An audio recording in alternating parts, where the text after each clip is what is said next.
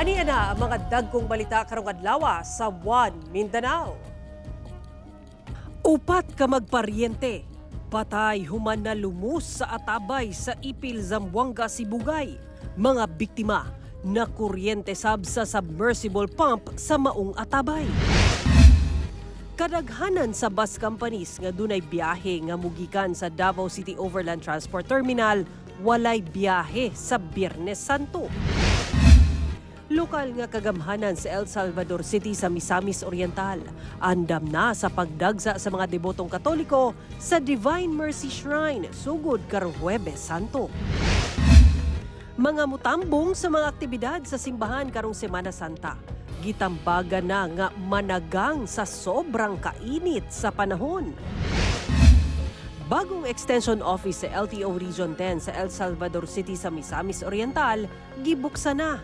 Nagkadiang serbisyo sa LTO, pwede nang ma-avail sa mga aplikante.